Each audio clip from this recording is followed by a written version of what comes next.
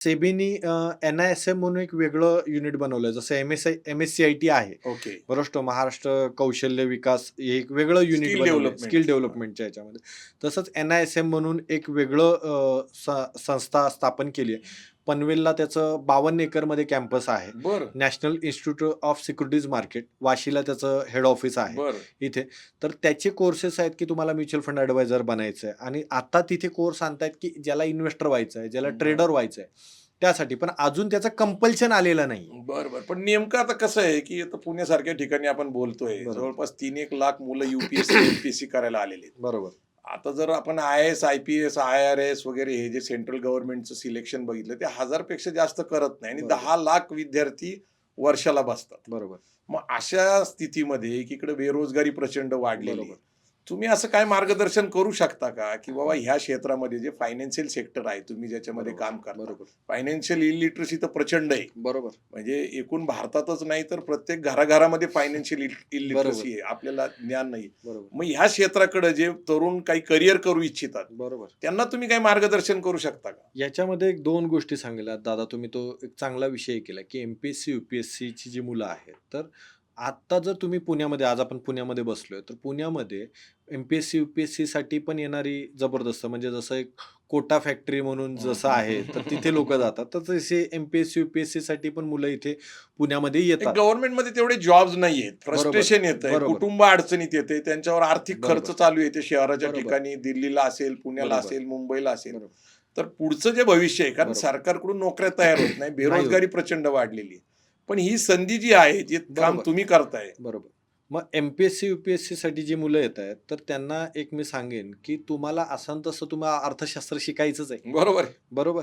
मग तुम्ही already intellectual आहात म्हणूनच तुम्ही MPSC UPSCचा निर्णय घेतलेला आहे. तर तुम्हाला हा अभ्यास करताना ह्या छोट्या-मोठ्या ज्या NISMच्या एक्झाम आहेत, NISMच्या साईटवर गेला तर एक 26 एक्झाम आज तिथे आहेत. तुम्ही 18 दिलेत त्यातले. बरोबर. 17 मी त्याच्यातली 17 दिले. 18वी मी आता पुढच्या अच्छा, 18वी ह्याच्यामध्ये देताय. हां, SIF म्हणून नवीन ओके. प्रोडक्ट आलंय.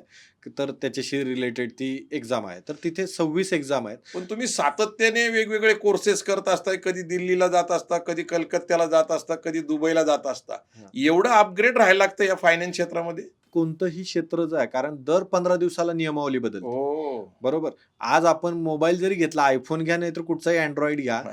तर तो थांबा तुम्हाला आउटडेट होतो. हां, मग तो तुम्हाला बोलतो थांबा वायफायमध्ये जाऊन अपग्रेड करतो.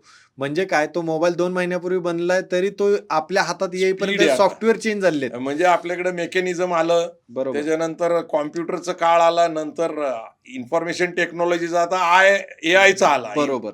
आर्टिफिशियल इंटेलिजन्सचा. एवढा बरोबर. स्पीड आहे सध्याच्या काळामध्ये. हो. आम्ही ज्या क्षेत्रामध्ये आहोत, अजून हो. लोकांना माहिती नाहीये. जर तुम्हाला फक्त इन्शुरन्स ॲडवायझर व्हायचंय, तर तुम्हाला एक एक्झाम द्यावी लागते आणि त्या एक्झामवर तुम्ही आयुष्यभर राहू शकता. अच्छा. परंतु म्युच्युअल एक फंड काळ आहे. LICच्या एजंटचा अक्षरशः पेव आला होता. त्या ज्या गोष्टी आहेत, आता आम्हाला अपग्रेडेड राहणं गरजेचं आहे. कारण कालांतराने आम्हाला जो पैसा हँडल करायचा आहे, तो अशा जागतिकीकरणामध्ये जातोय, की जिकडे आज ते म्युच्युअल फंड आहेत, ते इलॉन मस्कच्या कंपनीमध्ये पण इन्व्हेस्टमेंट करतायत. बापरे. सोन्यामध्ये पण इन्व्हेस्टमेंट करतायत. त्यामुळे मला जर लोकांचं अर्थकारण हँडल करायचं आहे, तर मीच अपडेटेड नसेल गुंतवणूक सल्लागार म्हणून, तर त्याच्यासाठी सातत्याने अपडेट राहणं, जेणेकरून लोकांचा पैसा कॅपिटल सेफ्टी हा पहिला एक गुंतवणूक सल्लागाराचं पहिलं जर मोटिव्ह काय आम्हाला शिकवलं जातं, तर ते म्हणजे कॅपिटल सेफ्टी. बरोबर. त्यामुळे हे अपग्रेडेड हे राहणं सगळ्यात महत्वाचं वाक्य आहे अख्ख्या बरोबर. कार्यक्रमामधलं. बरोबर. Capital safety. सेफ्टी. येस. तुमचं मूळ मुद्दल तरी जागेवर राहायला पाहिजे. बरोबर. मला एक प्रश्न सहज आठवला म्हणून विचारतो की हं. बिटकॉइन नावाचं जे काही प्रकरण आलेलं आहे, हां. बिटकॉइन, हां. त्याच्याबद्दल तुम्ही जरा सांगताल का? कारण त्याच्याबद्दल बरंच समज, गैरसमज, बरोबर. तोटा, नुकसान बरंच चालू आहे. मगाचा एक मुद्दा माझ्याकडून राहून गेला, की MPSC UPSC ची जी मुलं आहेत, हम्म, बरोबर, ते अर्थसाक्षर म्हणजे अर्थशास्त्राचा अभ्यास करताय, सामाजिक शास्त्र आहे, नागरिक शास्त्र आहे. जर समजा तुम्ही उद्या MPSC UPSC नाही झाला, 2-4 मार्कांनी हुकला, तर तुमच्याकडे प्लॅन बी तयार पाहिजे. असं आपण आता जे IAS झालेले आहेत, ते कुठे ट्रेनिंगला जातात किंवा व्याख्यान द्यायला जातात. गेल्या 5-10 वर्षात त्यांनी हे सांगायला चालू केलेलं आहे. बरोबर. गेल्याच 2 महिन्यापूर्वी माझं चंद्रकांत दळवी साहेबांना भेटणं झालं. तर बरं. त्यांनी पण त्यांना मी एक प्रश्न विचारला. चंद्रकांत दळवी म्हणजे आपले IAS ऑफिसर बरोबर, होते. बरोबर. सरकारी हां, हां. खात्यामध्ये चांगलं काम केलं Zero त्यांनी. ते आता dependency. रयत शिक्षण संस्थेचे सरचिटणीस आहेत, मुख्य बरोबर, सचिव आहेत. बरोबर. इथे. तर त्यांच्या माध्यमातून पण आम्ही की मुलांना की बाहेर पडल्यानंतर जॉब कशा पद्धतीने मिळेल, तर ते मला सांगत होते, की एम-पी-एस-सी जर एखादा मुलगा करतोय, तर 3 ते 5 वर्ष, 5 वर्ष तुला होत नाही, तर तू तुझा सोडून दिलं पाहिजे आणि प्लॅन बदललं बी रेडी पाहिजे. पाहिजे. बरोबर, बरोबर. बरोबर आणि त्यांनी हीच गोष्ट हे सांगितली. 5-5, 10-10 वर्ष सातत्याने धडका घेण्याची गरज नाही. नाही गरज ओके. इथे. कॅपॅसिटी ओळखून आपण ट्रॅक बरोबर, चेंज केला पाहिजे. बरोबर. ओके. मग याच्यासाठी मग त्यांनी सांगितलं, की प्लॅन बी रेडी असणं, तर मी एम-पी-एस-सी, यू-पी-एस-सी सांगितलं, तुम्ही ऑलरेडी इंटेलेक्च्युअल आहात. तुम्ही मुंबई, पुण्यामध्ये येऊन परीक्षा देताय. साइड बाय साइड जर तुम्ही एन-आय-एस-एमच्या, आय-आर-डी-एच्या ₹500-600 एक्झाम आहेत. ओके. हां आणि त्याच्यासाठी लागणारं स्टडी मटेरियल ₹500-1000 फ्रीमध्ये अवेलेबल आहे. बरोबर. YouTubeवर फ्रीमध्ये अवेलेबल आहे. ते जर तुम्ही केलं, तर काय होईल, त्या 3 वर्षात तुमच्या 10-15 एक्झाम पास आउट होतील. बरोबर. बरोबर आणि मी तुम्हाला सांगतो दादा, जर एखादा व्यक्ती फक्त 12वी कॉमर्स आहे, बरोबर किंवा साइड बाय साइड ग्रॅज्युएट आहे. आता एम-पी-एस-सी, यू-पी-एस-सी केला मुलगा ग्रॅज्युएट आहे, बरोबर. ग्रॅज्युएशन करून तुम्ही एम-पी-एस-सी, यू-पी-एस-सी करताना ह्या एक्झाम दिल्यात, तर मी तुम्हाला सांगतो, की तो व्यक्ती 2 गोष्टी करू शकतो. तो कुठच्याही मोतीलाल ओसवाल, शेरखान ह्या कंपन्यांकडे त्यांनी फक्त सीव्ही जरी टाकला आणि या 17 डिग्री मागे जोडल्या, ज्याच्यासाठी सगळा मिळून ₹1,00,000 पण खर्च येणार नाही 3 वर्षामध्ये. बरोबर. त्या मुलाला कमीत कमी ₹1,00,000 पॅकेज मिळेल. काय गोष्ट करता? ₹1,00,000 1 म्हणजे लाख रुपयाचा 1 जॉब लाख मिळू रुपये, शकतो. 10-12 लाख रुपयाचं सीटीसी तुम्ही त्यांच्या वेबसाईटवर जायचं तर तिथे ग्रॅज्युएशन आणि खाली हे टाकलं असं की एन-आय-एस-एम मॉडेल 1, एन-आय-एस-एम मॉडेल 2 अशा एक्झाम. किती कंपन्या आहेत? मोतीलाल ओसवाल, शेर खान सारख्या किती कंपन्या काम जवळपास करतात? 20 ते 22 आहेत आणि आहेत, ओके. त्याचबरोबर आता काय झालंय की बँकिंगमध्ये पण आज तुम्ही बँकेमध्ये गेले तर ते म्युच्युअल फंड विकतायत. ओके. बरोबर. मग बँक पण तुम्हाला या एक्झाम सगळ्या राष्ट्रीयकृत बँका विकतायत. सगळ्या विकतायत. त्यामुळे आज मुलांना हे कळत नाही की बँकिंग ऑलरेडी फोफावलंय. फोफावलेले. फायनान्सकडे भारत वळलेला आहे. अच्छा, फायनान्स कडे वळलेले. बँकिंगचं म्हणजे जगामध्ये आता आपली 5वी इकॉनॉमी आहे. बरोबर 5वी इकॉनॉमी आहे आणि जनधन योजना वगैरे ज्या काही सरकारने ज्या चालवल्या किंवा काय डीबीटी ट्रान्सफर आहे, त्यामुळे आज बँकिंग आज सगळीकडे पोहोचल्या. आता भारताला गरज आहे फायनान्शियल नॉलेज देण्याची. त्यामुळे एम-पी-एस-सी, यू-पी-एस-सी जरी तुम्ही नाही झालात, तरी तुम्ही तुमच्या तालुक्याच्या ठिकाणी जरी जाऊन जर एक फायनान्शियल ॲडवायझर म्हणून इन्शुरन्स ॲडवायझर आज आपण बघतोय की शेती, पीक विमा कर्ज, बरोबर ह्याच्यासाठी अवेअरनेस नाहीये. नाही, मग तुम्ही जे म्हणताय की हं. तुम्ही जे 1 लाख तरुण तयार करणार आहेत बरोबर, फायनान्शियल इलिटरसीवर बरोबर. मात करण्यासाठी, बरोबर, आर्थिक असाक्षरता, बरोबर, आपण आता त्या विषयाकडे जाऊ. बरोबर, तो विषय महत्वाचा आहे, पण बिटकॉइन परत राहून जाईल. बरोबर. बिटकॉइन प्रकरण सांगितल्यानंतर बरोबर, मला असं वाटतं की फायनान्शियल इलिटरसी, कॅश फ्लो, बरोबर. नंतर इन्शुरन्स बाबतीत बरोबर. हेल्थ इन्शुरन्स असेल बरोबर. किंवा कार इन्शुरन्स असेल, त्याच्यात किती गुंतवणूक आहे, म्हणजे आपला जो मुख्य तुमचा Yes, कोर yes, विषय yes. त्याच्याकडे आपण वळू. बिटकॉइन म्हणजे एकच सिंपल आहे की जसं आज AI येतंय वगैरे, तर ब्लॉकचेन टेक्नॉलॉजी.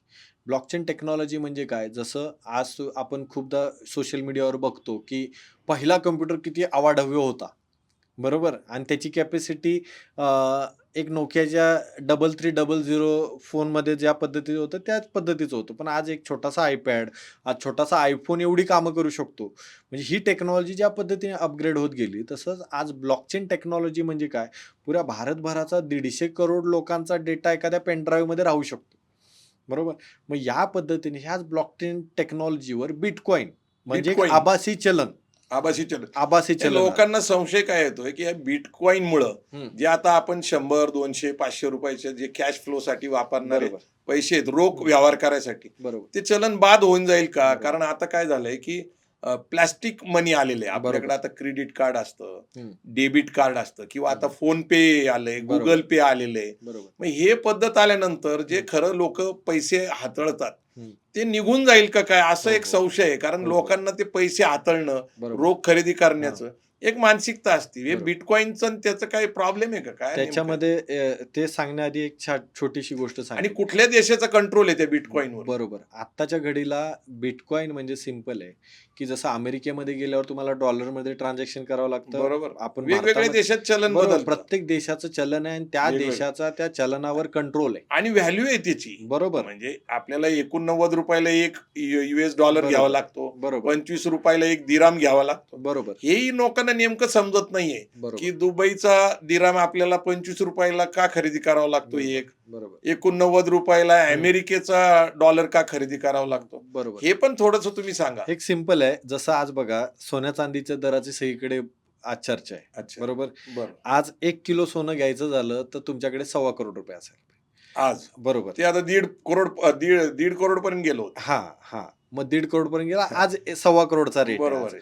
ते तुम्हाला 1 किलो चांदी घ्यायची असेल हां. तर तुम्हाला ₹1.5 लाख मोजावे लागतील. बरोबर. हे कशावरून ठरलं? कशाहून ठरलं? Supply and demand. Demand and supply. बरोबर. हां. ओके. मग जर सोन्याला डिमांड जास्त आहे आणि त्याचा सप्लाय कमी, त्यामुळे सोन्याचा दर जास्त आहे. ओ. बरोबर. सिल्वरला आत्ता डिमांड आलेला आहे. हं. इंडस्ट्रियल यूज असेल, त्याचा सोलारमध्ये यूज असेल, बरोबर. त्याचा कॅन्सरवर औषधसाठी असेल. परंतु जगामध्ये सोन्यापेक्षा जास्त चांदीचे साठे आहेत. बरोबर. बरोबर. त्याच पद्धतीने आज डॉलरला डिमांड जास्त आहे. बरोबर. त्यांची इकॉनॉमी स्ट्रॉंग आहे. हं. त्यामुळे आज आपल्याला $1 ₹85 मोजावे लागतात. बरोबर. तेच पाकिस्तानवाल्यांना त्यांच्या करन्सीच्या ह्याच्यामध्ये $200 मोजावे लागतात. बरोबर. बरोबर. कारण पाकिस्तानची इकॉनॉमी टोटल कोलॅप्स आहे बरोबर. यामध्ये. त्यामुळे हे त्याच्यावर ठरलं जातं की रुपया जो आहे आज दुबई सारखा देश आपल्या मागून आज त्यांची प्रगती करन्सी केली. ₹25 आहे.